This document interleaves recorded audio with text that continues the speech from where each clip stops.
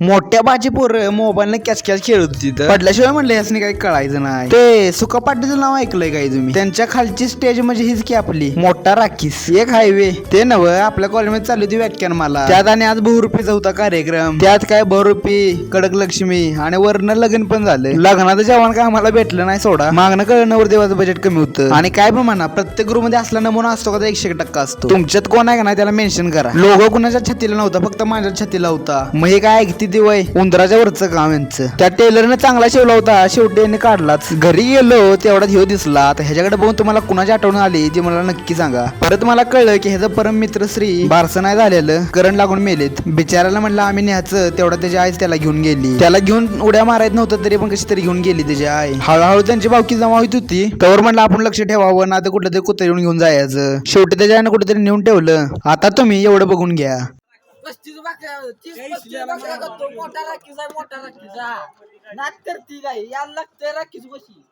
आणि तसं म्हणा गेलं तर आमच्या गावात राखीसांची कमी काय नाही.